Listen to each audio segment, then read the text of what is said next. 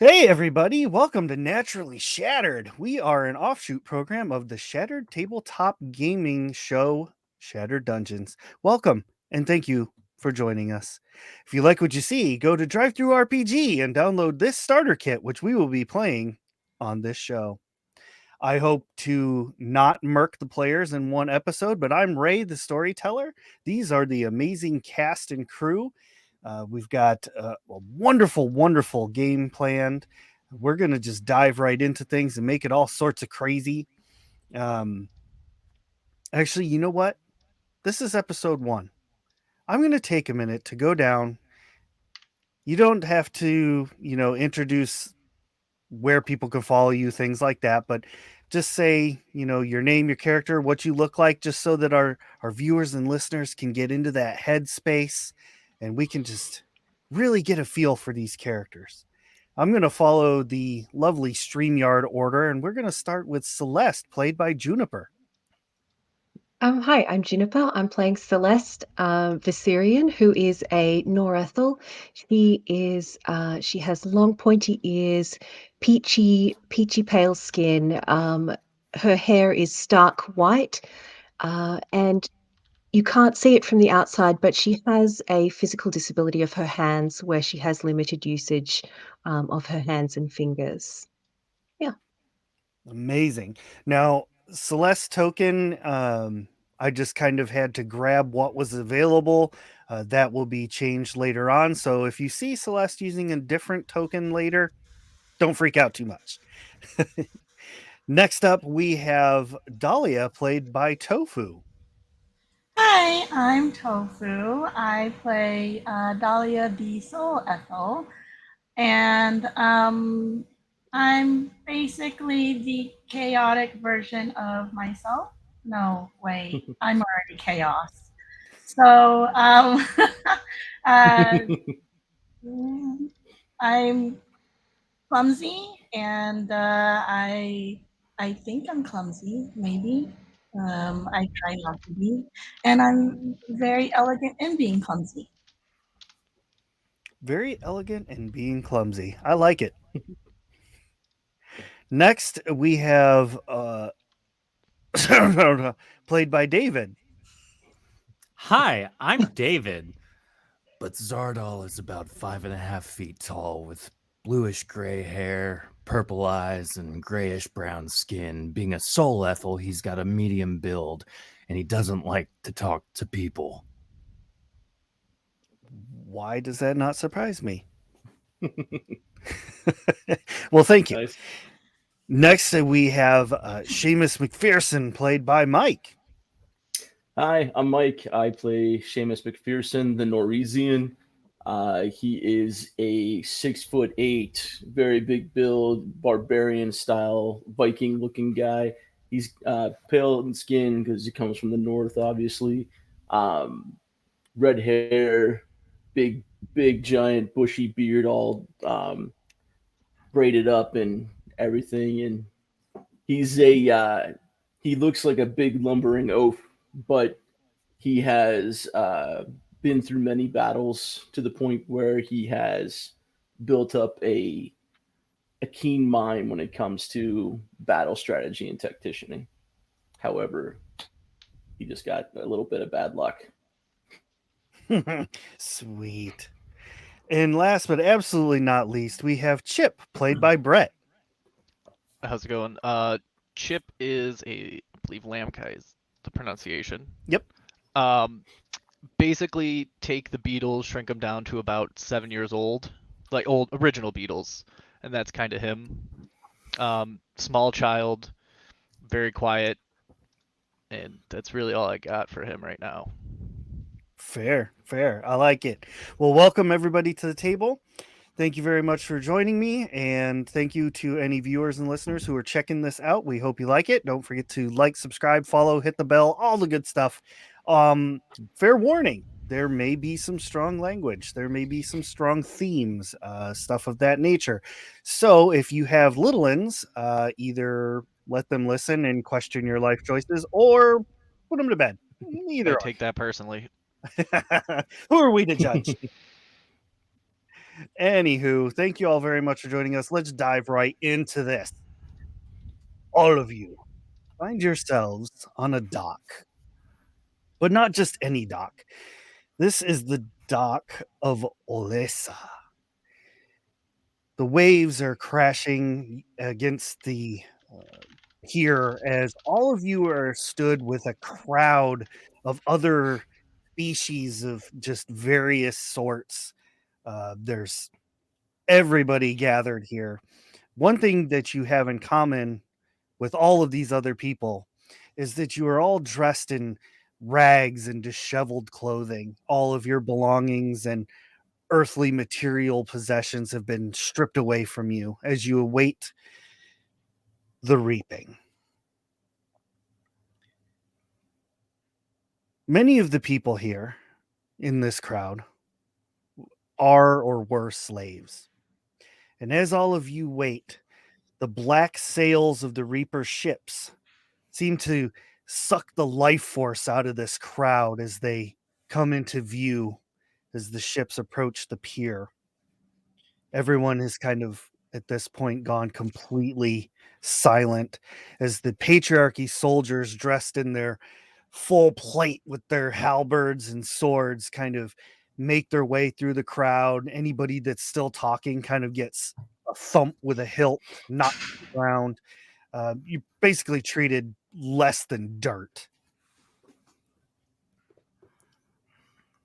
As they are doing that, you see the ship pull up to the end of the pier, and a few people set up shop, is how I'm going to word it, at the end of the pier right before you get onto the boat. They start herding people like cattle along this plank to get on. And as they do, you all see people, some of the guards and soldiers have produced a very hot brand. And as people are passing over this plank, they're branding them on the side of the arm.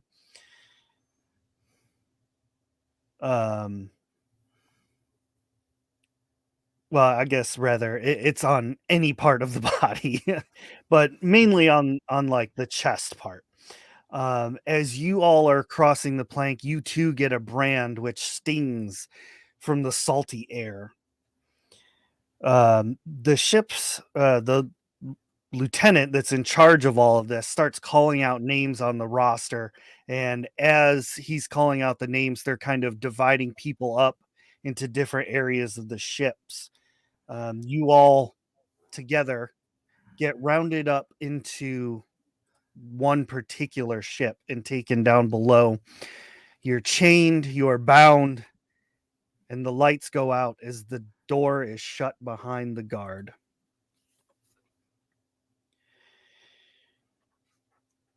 So as you all are settling in as best you can for being chained to walls and things like that, all of you notice that one particular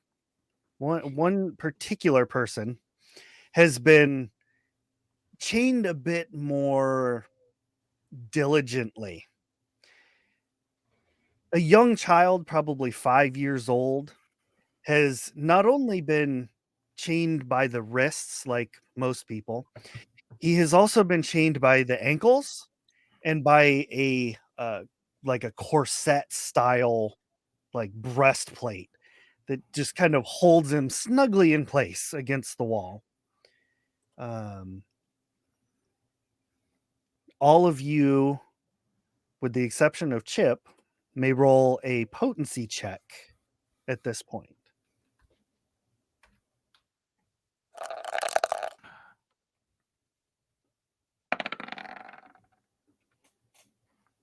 $78 for Zardal. Very good. Very good. 38 for Celeste.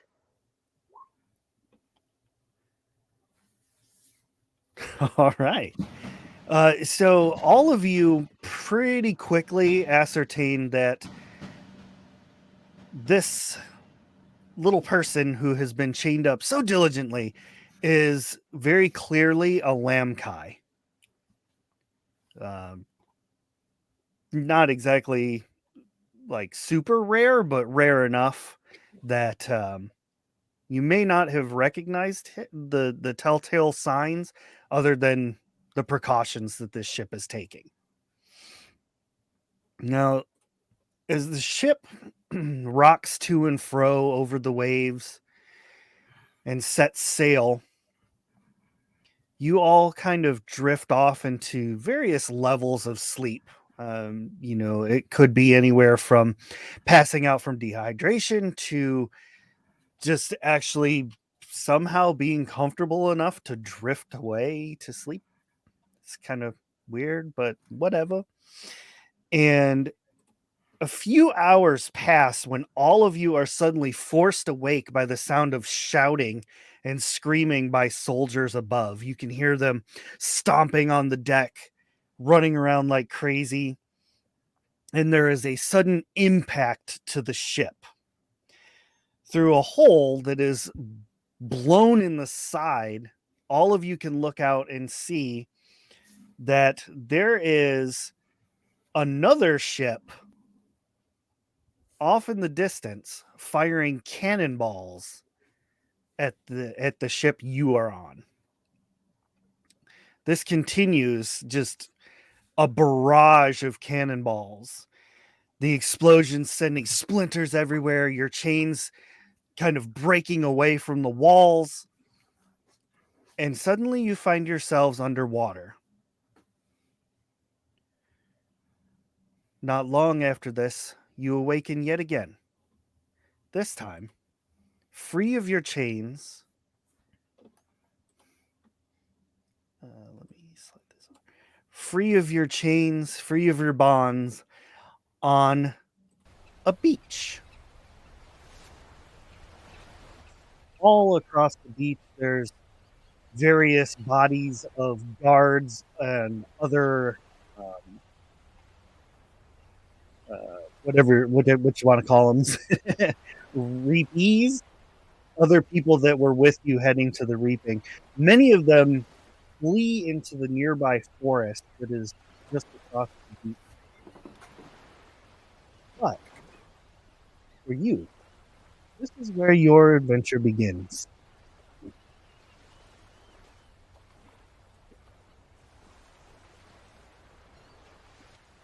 Well, let's turn the sound down and see if that helps at all. Probably not, but we'll see. So all of you, like I said, you all wake up, you're covered with sand, you've got it in your mouth and your clothes all over, and you take note of each other sprawled out across this beach. That is where we open our adventure to our intrepid heroes. So on the beach, is it just us, or are there multiple? I guess are there other living people around, or are we the only ones who survived? The only other living people have made an escape into the forest that is nearby. Could I have followed the group over there prior to, everyone fully waking up and kind of just be on the edge, hiding out, watching? Give me a D100 roll. Alright. I do have a bonus to sneak, if that matters. Yeah, go ahead and what's your bonus for that? 20. Oh yeah. Okay. Yeah, you can absolutely do that. I think that's a tree there. Now, does anybody have wilderness survival? I like to think I do, but I don't. Neat. All right. I doubt I have any survival of any sort. So it is at this point, you all are taking in the surroundings and realize you are completely lost. You do not know where you are. Zardal walks north to the nearest corpse and just checks out what's on him. That is fair. That is fair. This corpse has a broken iron sword and let's see, a few Athelian garments. He's got an Athelian coat and an Athelian helmet. I immediately put those on. Yoink. So everybody sees this person here begin looting this carcass. I pick a corpse and I'm starting to look awesome. He's not going to need it anymore. Running probably down as to. well. Okay. So the one that is in front of Dahlia, they have Athelian gloves and a broken iron sword. Celeste, which one are you going to go to? Let me just pull the map up real quick.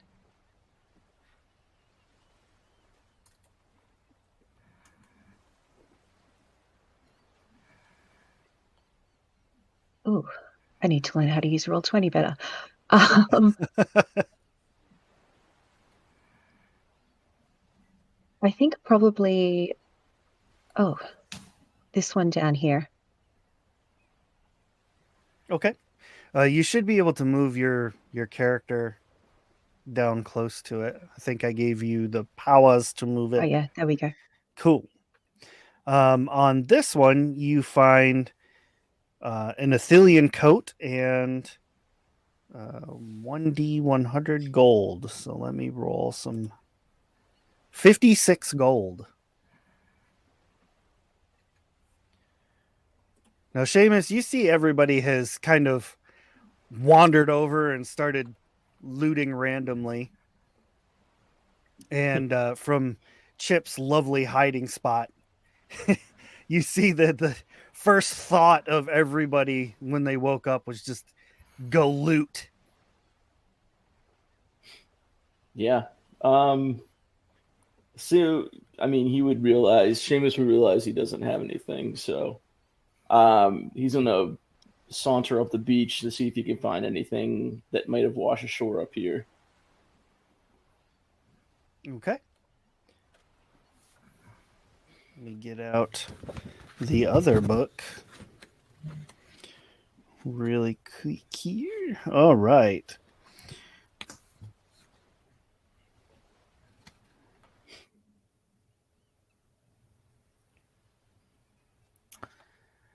Zardal at this point has walked to another corpse, and he's been kind of looking back at everyone else who's doing the same, just kind of taking inventory of what they're grabbing, what they look like, the way they carry themselves. That's a fair assessment.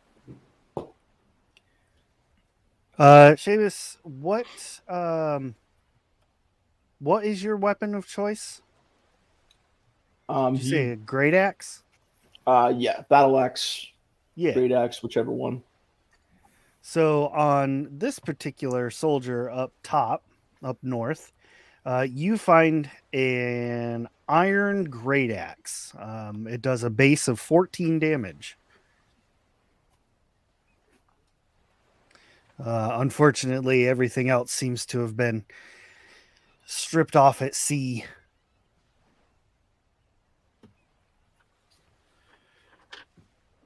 So without saying a word, you all have proceeded to loot the bodies. And Not all of us.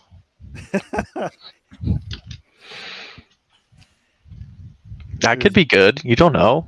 there's just one, okay. One that hasn't. He's being nice.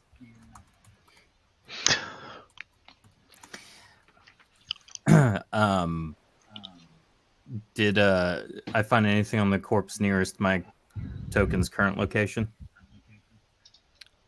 Oh yes, that one has 33 gold and a pair of Athelian boots.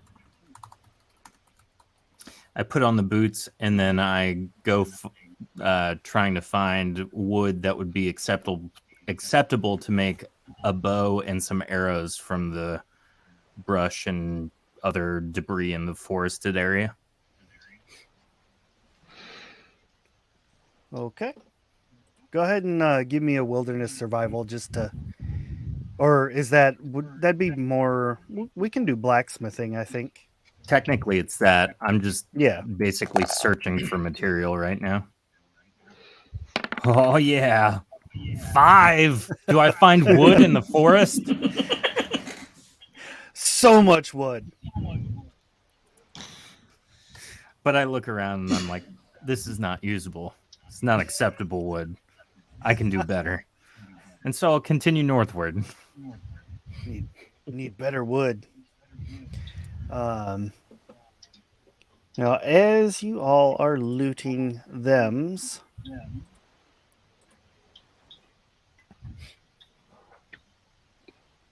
gotta get some other tokens. I didn't load them. I thought we were short a few. Oh, I don't want to use that one. As you all are kind of taking in everything, looking around, some of the guards that are laying on the beach actually begin to wake up.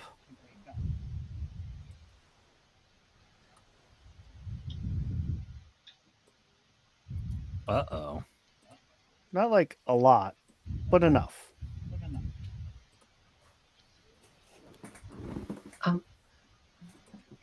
I'm going to bolt for the tree line. I'm out of here. Do we all hear everyone kind of coming to and making a ruckus?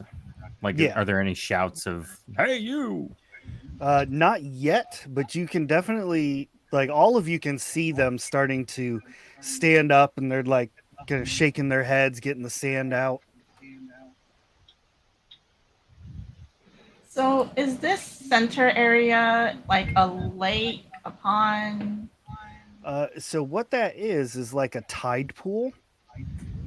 It's got a few mushrooms growing next to it, some lily pads. Is it very deep?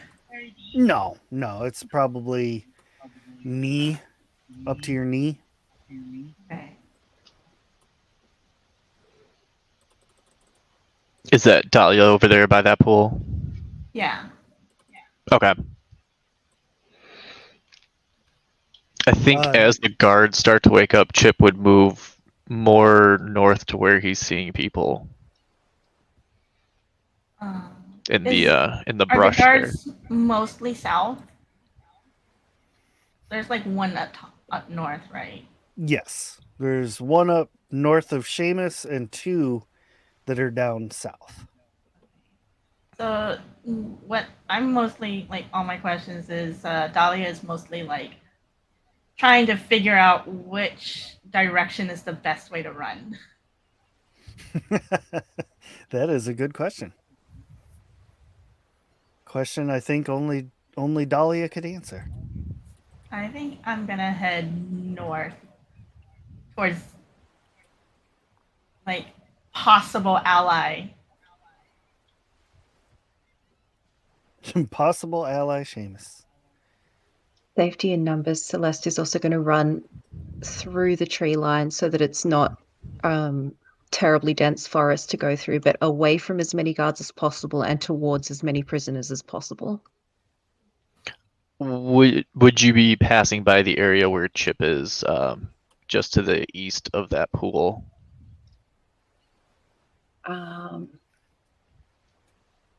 Probably. Is that Chip there? If you were looking, yeah. So if you're looking in that direction, all you may see Chip trying to like signal you without saying anything. Just a lot of arm movements over to that way. In that case, I will follow. And just kind of behind that tree, hide there and really quietly being like, "Get down" type stuff, but not saying a single word. Has Nice. has any of these soldiers seen us, or like at least uh, me and Seamus? 'Cause it looks So like the everybody else is out of line. Or yeah, the guard all the way up north. He has gathered his senses and he sees you two, and he points over. Hey, no, you can't. You what? No, you're supposed to go to the reaping. I have to take you there. As the guard starts yelling, Chip's gonna point over to the guard. Oh, your name's cut off there. I'm sorry. I think I should know this. What's your character's name, Juniper? Sorry. Celeste. Celeste. So Chip's gonna point over, trying to get Celeste's attention to look at the guard. And do you end up looking over there? Yep. He's going to try and sneak off, leaving you there alone at that point. Should I make a roll on that? Yes. All right. Plus the 20 there, so that's 81. 81. So Celeste gets to make I'm going to say that it works because you did such a great job distracting her that you're able to just kind of slip away. And once Chip gets to a hidden area away from Celeste, will just let out this ear-piercing scream, trying to get the guard's attention. Chip does that? Like, and basically, yeah. So basically, like a line from Celeste to the guard, so the guard would come towards Celeste before ever getting to Chip. You fucker.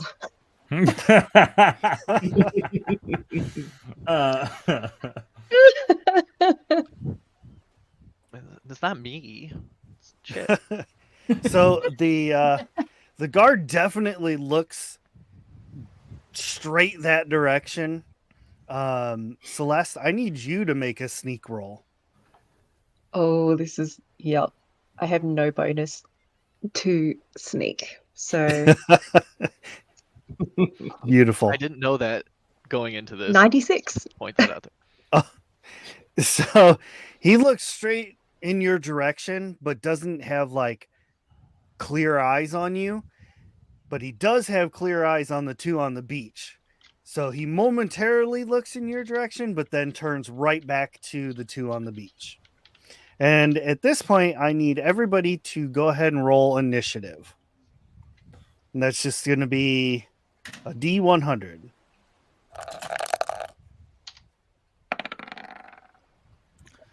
$10. 10. Good thing I readied those actions, huh? Yes, sir.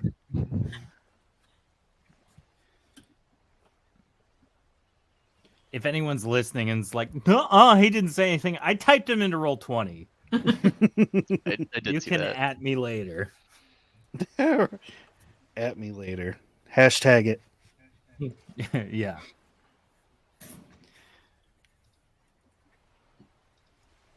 $71 and Celeste got 45. Okay. So that means Dahlia, you are first in all of this initiative. Well, first, since I'm close to Seamus, I'm going to tap him on the shoulder and do hand signals like fight or run. Always fight. So I'm going to give him like a friendly just a little push towards the soldier, and I'm going to dash back and give him like this little hand, like, go on. Wait, You got this. you got it, buddy. Yeah, exactly. Great. That's awesome. Well, Is that all that you're gonna do for your turn? That's all I'm gonna do for my turn because All right.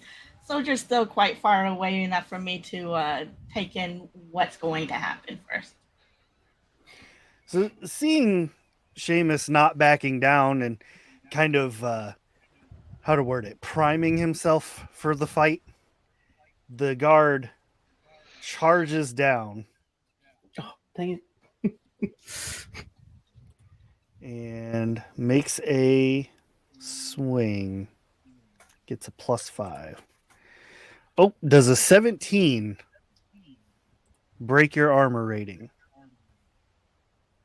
Now, just because I'm curious, it's underneath equipment down at where it says base, right? Yep. I'm at a 20, so I'm gonna say no. Perfect. He swings, you deftly duck out of the way. And that's all he can do. He swings his hammer at you and completely whiffs. Now, for the other two guards, Is that the best you got? one moves up, coming after Zardral. But Zardral, Zardal. Zardal had done a little preemptive spell casting. So go ahead and let me know what you're doing there. So as the guard, so I've moved myself up to that tide pool where Dahlia was in an effort to try and protect her if there was something that was about to happen. And so turning my gaze towards the guards to the south, I kind of readied myself to, if they were to start any sort of movement towards the rest of the survivors, I was going to dual cast summon light melee weapon, which produces 2 purple tinged ethereal scimitars. So I have those in hand now, ready to defend myself. Heck yes. They make lightsaber noises. Awesome. The other guard charges up to you. Does a 62 does a Yes. 62 hit? Yep. I wasn't sure because you got like all that Athelian armor on now. So all right, so you take 3 points of damage. Okay. That concludes their turn. So now it is Seamus's turn.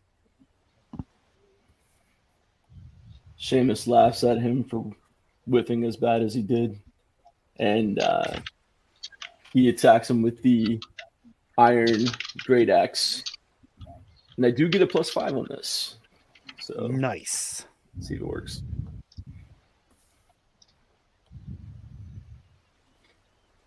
Does a 37 hit him? That does hit him. Okay. Now, how do you roll damage for this, or is it just a straight up 14 damage that it does? It's so it's 14 plus anything that your advancements add on to it. I'm trying to remember if +5. yours. If you took heavy melee, which it sounds like you might have, you I do did. get a damage bonus. I think it's 1 so. though. Oh, I'm sorry. You know what? That's absolutely correct. I apologize. It is 1. All right, with a blazing 15 damage though. You slash across him, blood kind of sprays out as he stumbles back. He takes a knee, still alive, but very bloodied. Seamus takes a little bit of the blood, puts it on his hands, just goes like, puts it on his face. Dahlia, And I how think do you that's all I feel can do. about that?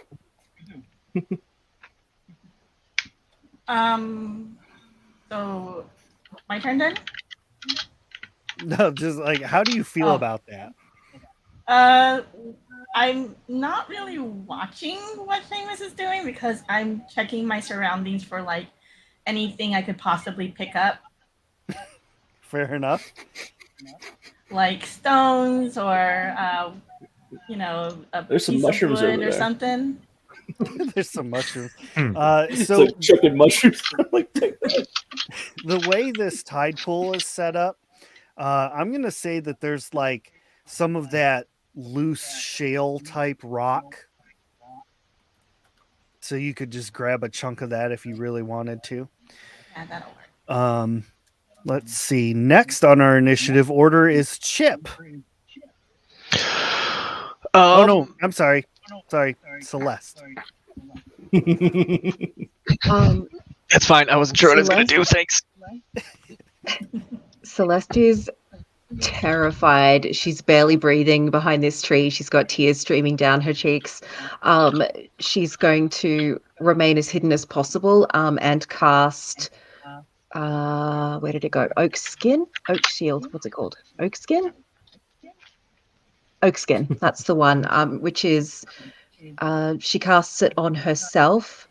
And you see some swirling vapor starting to surround her and almost solidify as it seeps into her skin. And that increases my armor rating. But she is not moving. As long as nobody's seen her, she's going to stay put. Okay.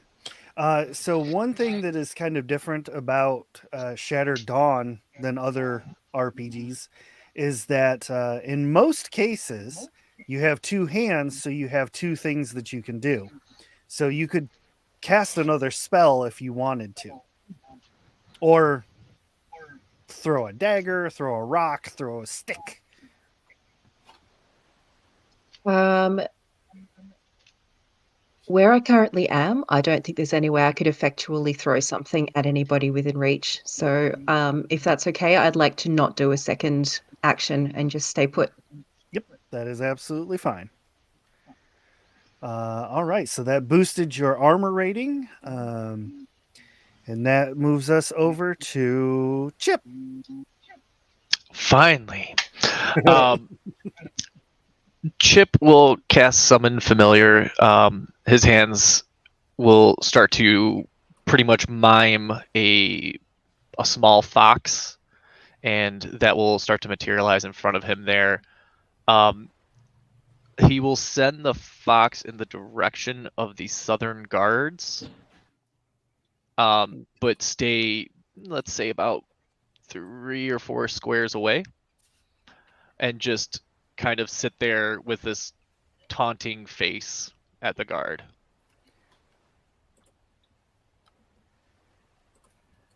Let's see if I can find. There we go. Oh, sorry, putting you on a spot there. You knew I was gonna go with it. So this guard that's down all by him lonesome. Yeah, somewhere, right in this area. So not right up to him, but close enough that the fox would be noticeable, but far enough where it's not lunging at it. I am going to give you control over your fox. Thank you. There you go. You should now have Fox sake. Fox. What does the fox say? All right. So you have summoned your fox. You can still do one other action, provided you have another action to do. I think I'm also going to pass on the second action for now. Okay. That brings us to the final number in our initiative order, Zardal. Zardal power attacks with his first attack. I'm assuming that's a hit. That is a hit. I deal 20 points of damage to the guard next to me. He immediately dies. Spins around, just face sliced wide open, and in fact, falls into the tide pool. Perfect. After that decapitation, I'll move below and attack with my other attack for it's a 40 to hit. That is a hit. That would be 10 damage. All right. This attack not quite as strong, but still quite powerful. The guard kind of takes a few steps back before catching his footing in the sand. You can see blood dripping out from underneath his armor onto the sand below. And that will bring us back to Dahlia. So I grab a handful of the shale, and I'm going to get closer to, because that soldier's still up, right? Yes. I'm gonna chunk it as hard as I can at the soldier, and I'm also going to try to take my broken sword and give a little stabby stab. All right.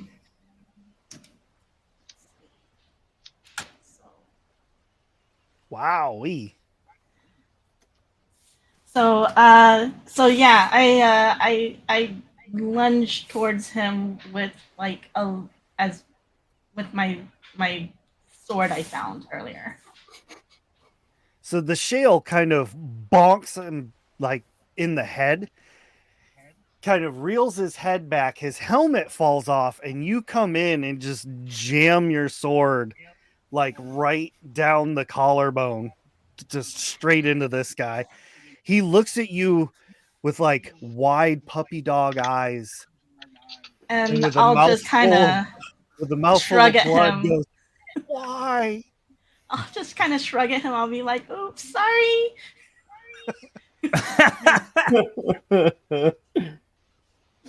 Oops, I murdered you. There I go, a stabbing again. Yeah. Oh boy, here I go killing again. My 2 left feet. You just kind of ran into it. He Seamus slumps. looks over at Dahlia with respect. He slumps off to the side, dead. Better mark this guy. I wouldn't want anybody to think he's still alive. So next is the guard that is still fighting with Zardal. He rallies himself and takes another swing at you. 43. That also hits. Another 3 points of damage. Woohoo, tough guy. The guards are like 3 damage, 3 damage, and then you all go and you're like 47 damage, 20,000.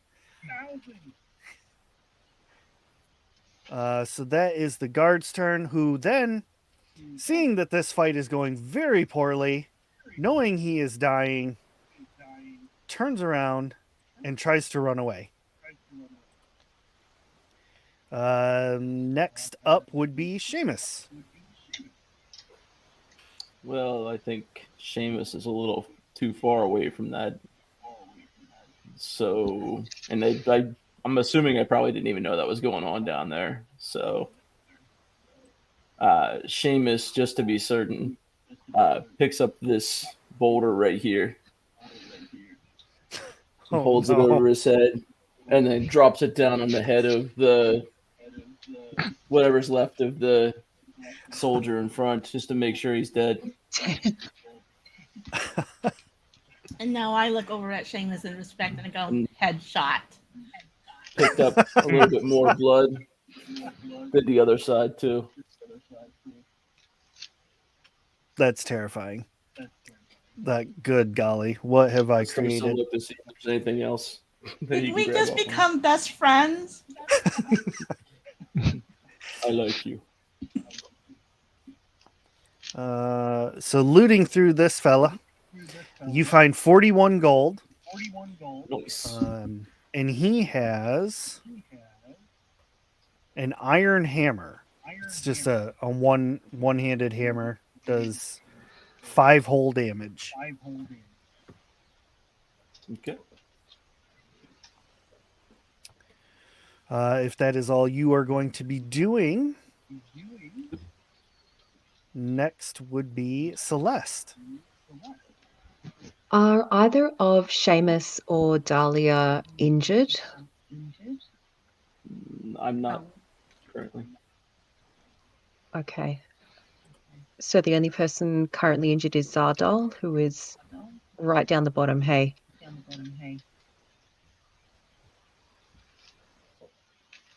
Yes. I'm going to use my movement. So how does that work? It's 8 squares, and then I can spend stamina. Is that correct? Yep. How do I determine how much stamina I can spend to move? How close I can get to Zardal? It's 10 squares. I'm sorry, 10 stamina per 1 square up to 4. Okay, so I can only move a maximum of 12 squares. Yep. Whoops, wrong window. Can I make it to Zardal? I don't think I can from where I am behind the tree. 1, 2, 3, 4, 5, 6, 7, 8, 9, 10, 11, 12. No, I can't. I will move that direction through the tree line. But since I can't make it anyway, I'm going to just use my 8 squares to move that way. Okay. I'm feeling pretty generous, pretty lenient. I mean, technically combat is somewhat over, so I'll let you get all the way over to Zardal for free. Okay, thank you. That's fantastic. I will say to Zardal, are you hurt? Can I help? Yeah, I'm hurt, but I have to finish this. Sorry. And if combat is coming to a close, my plan was to make off at a mad dash to try and end this guy. Oh, absolutely. I figured that was Okay. I was also Right. going to be sending the fox. I don't know who was first on the initiative there. The foxes. Yep, the foxes. If I have Yeah. time, if I Uh-huh. have time So to I just would- touch your arm before you dash off. Oh, sorry. Do I have time to touch Zardal on the arm before he dashes Yes. off? Yep. In that case, I'm going to cast Minor Heal onto Zardal to heal for 5 points of health. Thanks. I think you took what, 6? Yeah. I'm at 19 out of 20 now. Heck yeah. All right. Well, that's brilliant. Is there anything else that you want to do, Celeste? No, that's it. That'll do. All right. So at this point, it is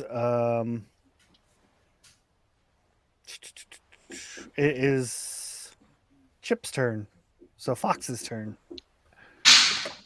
Yeah, so Chip would send his fox down to the guard, and basically the idea is to try and get a hold of his leg and slow him down, not necessarily do much damage, but just enough to slow the guard down for Yeah. Zardal to catch up. All right. Roll a D100, and you're going to add your summoning bonuses to it. Oh, okay. That's a Not crit. gonna add anything there. So yeah, and then as that's happening, Chip is gonna move, hopefully sneakily through the forest up a little bit closer. Okay. Yeah, the fox grabs holds of his pant leg, pulls him down to the ground. You can hear the guards screaming, "No! No! No!" The fox is doing, like you said, minimal damage. But for it being a crit, he has completely knocked the guard prone. He can no longer move, which allows Zardal to completely catch up to him with ease. Is it obvious what the fox is? The fox is I believe it. Let's see. I don't know if there's anything that necessarily makes it look like a familiar. Let me. Just as an animal entity. Okay, not like a. Does it? I don't know. It- I was gonna It's say not something designed along to the look like line. anything other than a normal fox. Okay. I was gonna say something nice, but I'm just gonna stay silent.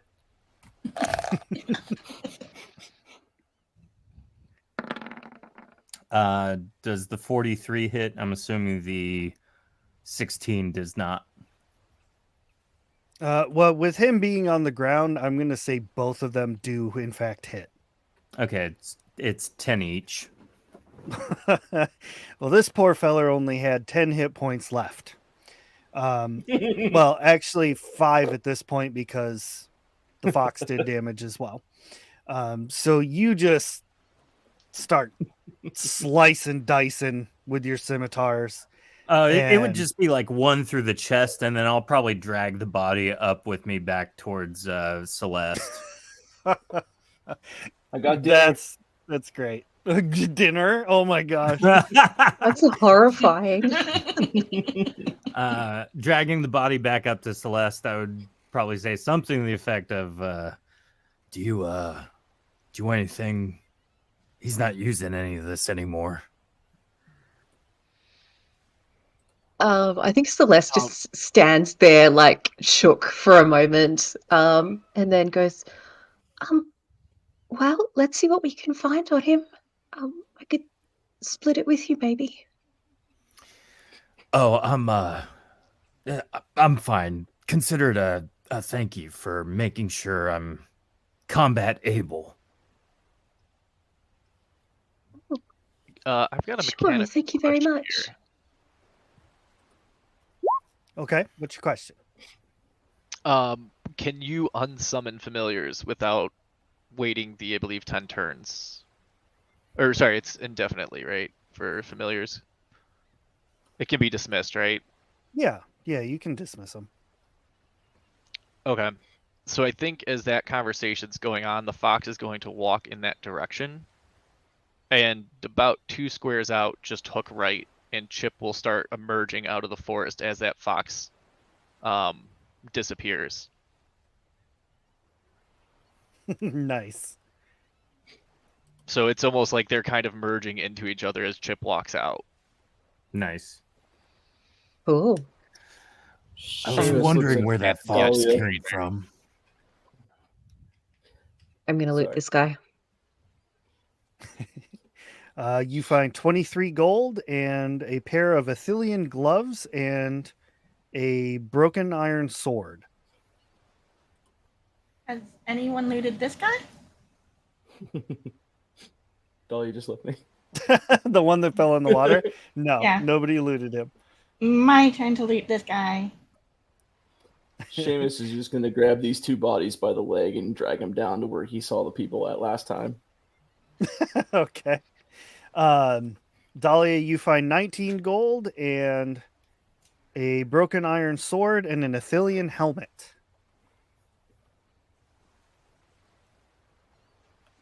I guess at this point too, if Celeste were to turn around, she would see Chip there and recognize him from the tree. Yeah, I think once she turns around and sees you, her eyes narrow and she just says, "What the fuck, dude?"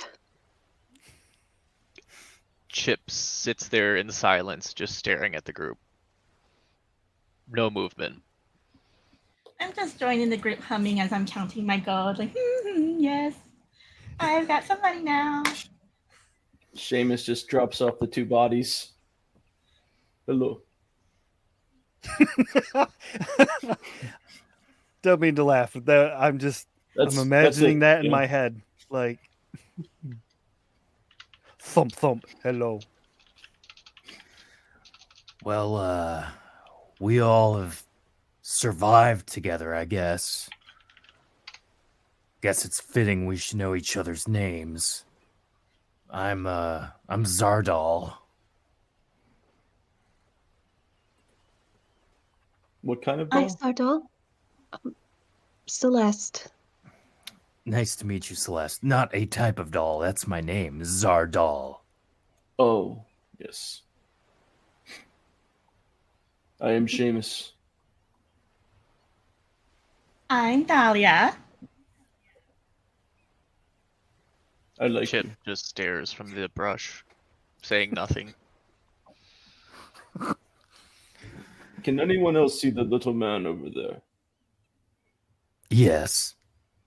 Okay, I thought I was seeing things again. Kinda wish I couldn't. He tried to use me as bait. Would you like Well, me to hit that's him? rude. As the group begins talking, Chip will walk up past Celeste up to Zardal, and hopefully my voice mod works here, and say, You seem interested. I don't know about that, but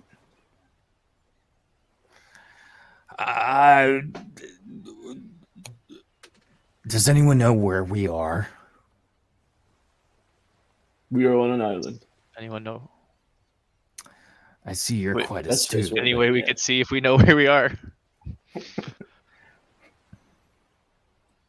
Unfortunately, wilderness survival is the only way to figure it out. None of us thought that'd be a good idea to take that.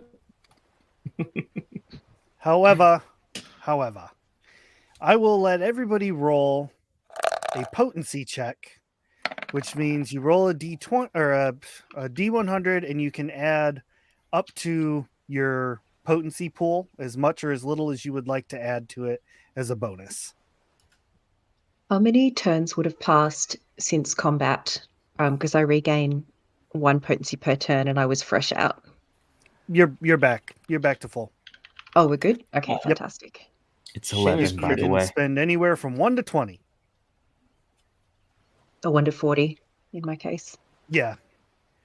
Holy crow, look at all these crits. Yeah.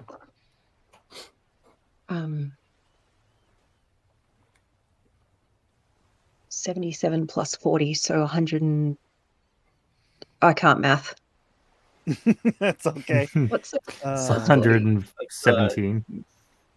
Thank you. so everybody kind of Zardal asks this question, and everyone starts looking around, taking in your surroundings with a bit more peace now. You're not trying to loot, you're not being attacked, you're able to kind of look around, and you notice that many of the people who had made a break for it into the forest all seem to be heading in the same direction. They left a trail so easy to follow that anybody without wilderness survival could easily follow it. Seamus did notice some tracks up there when he was squashing that dude's head with the rock. I see some tracks up there. Guess that's as good a place to go as any. We haven't got anywhere else to go. Sure, I'm game. I don't think I got any plans today. I walk. All right, following the path. Before Zaldar walks off. Or Zaldar. Zaldar. I knew I I should. love that even better. I think I did this with someone else the last time we played too. Some other. There's one name I just couldn't say. Chip's It's gonna alright. I'm tug used to on- it. He's gonna tug on the back of his shirt and just. I think I'll follow you around for a while. Well, don't get hurt. And Zoltan. he's just gonna slowly, maybe from a distance, not part of the group, but just follow from behind.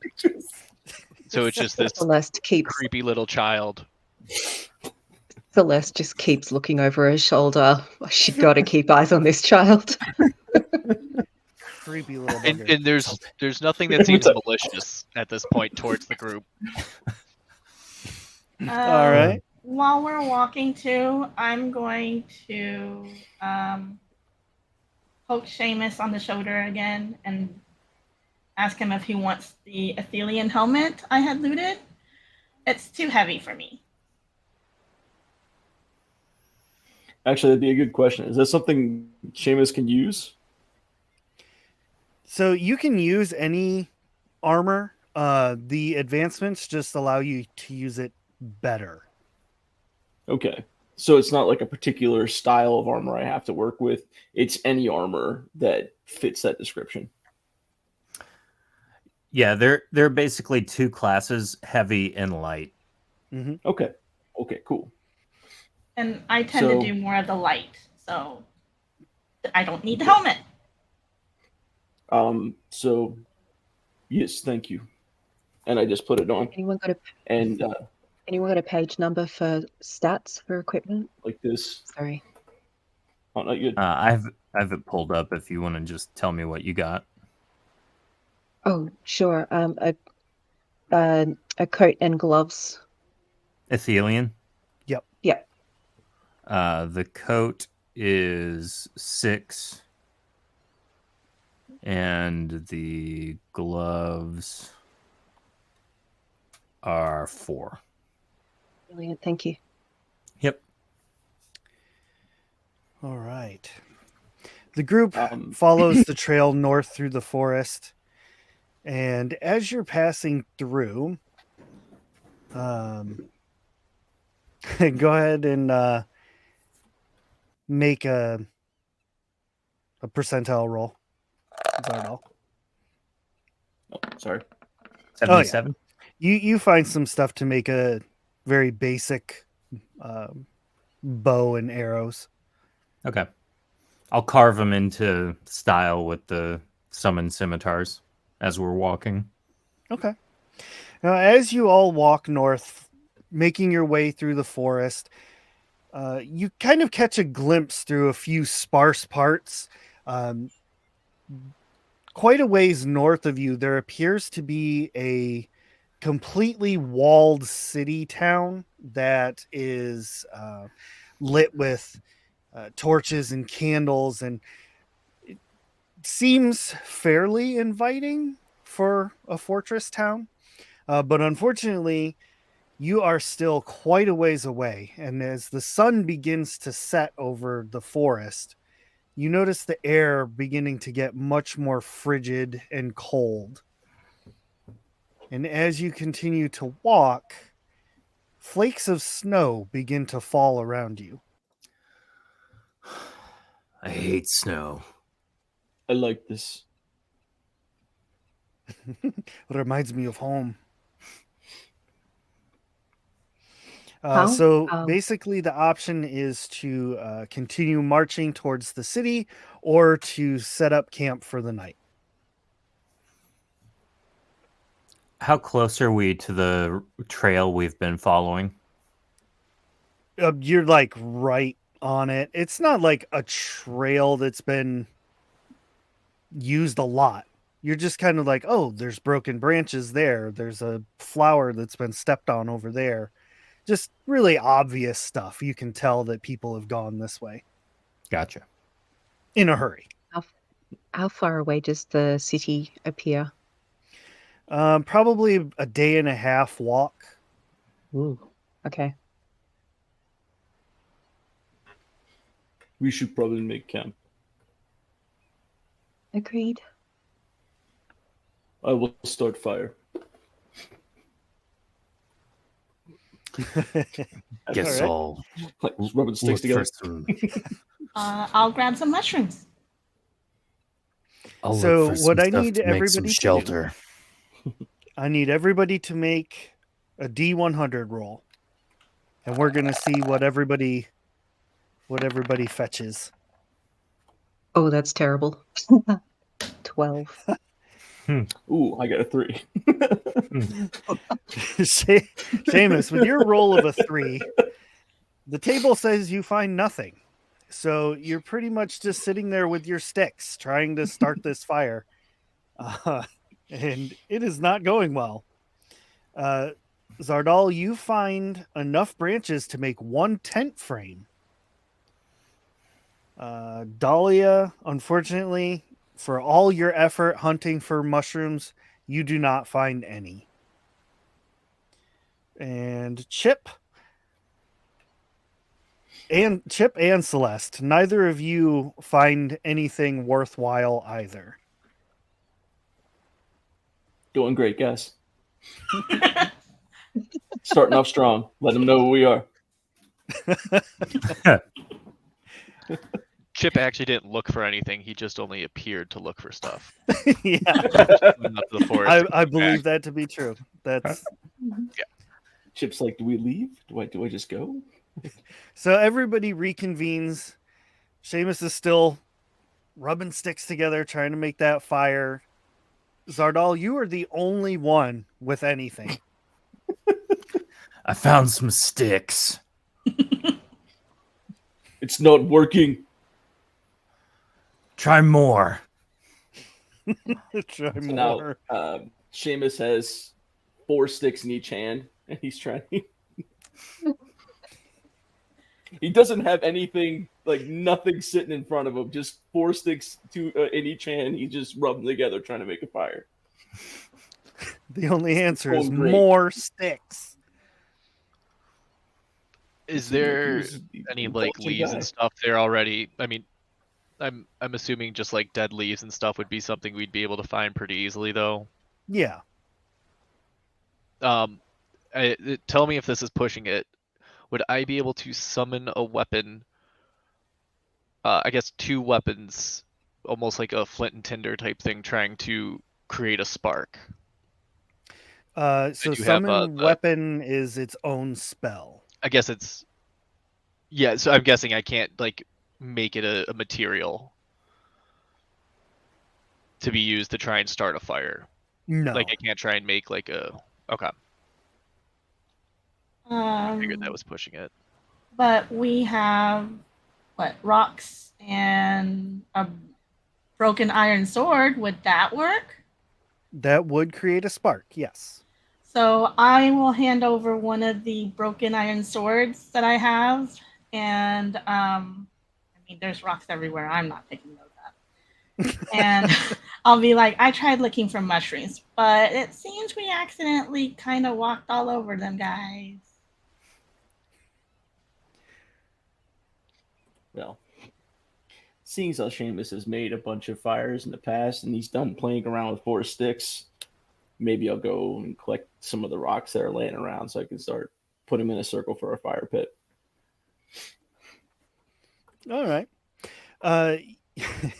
Zardal, you use your sticks to put up your tent frame. Seamus manages to make a nice fire pit, and in so doing, moving the rocks around, you find a number of bugs and worms and grubs, things that are possible to eat. Celeste, during all of this, what are you doing? Honestly, sitting there feeling incredibly useless. Celeste has led an incredibly sheltered life and has no idea what to do in this situation at all. All right, so Celeste is crying. Yep.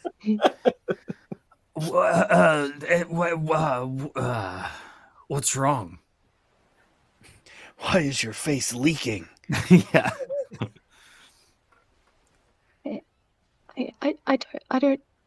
I don't know how to help. I don't know what to do. Oh, is this your first time being disowned by the people you love and thrown into a boat to be sacrificed for, payment for being free? I guess you could put it that way. I mean, I don't think they really loved me, but it's the first time I've been disowned. You get used to it. Basically, if you want to help us find some sticks and stuff, it's only going to get colder and snowier. So right now we're trying to, fashion some kind of shelter so that we can, survive the night. Of course, and she'll hurry off to try and find sticks. Okay. Dahlia, are you trying to start the fire with creating sparks? Oh no, I have no business doing that. You do not want me trying to do that. Instead, what I think I will do is start tearing off thin strips from like the hem of my clothing, and that way we can use that to tie it to a stick and try to fish for some food. Fishing. Interesting. All right. So As you start I'm to do that, I'm going to roll a little percent. Okay. I'm going to say that through everyone's concerted efforts, no matter how silly they were to begin, you all managed to pull together and create a campsite. You have a tent, you are able to create a fire, and you do manage to catch some fish with the made impromptu fishing spear pole. And you all are able to finally get some decent rest for the night, even though the snow is falling around you. Through many hours of sleep, as the sun begins to rise over the horizon, all of you hear an all too familiar call of a wolf in the distance, followed by another and another. And it appears that your scent has been picked up by the animals of the forest. But this is where we are going to end our episode for the evening. Thank you all very much for playing. Thank you very much to all of our viewers and listeners. Don't forget to like, subscribe, hit the bell. Love you. We appreciate you. And we will see you all next time for episode 2 of Naturally Shattered. See you all later. Bye. Bye.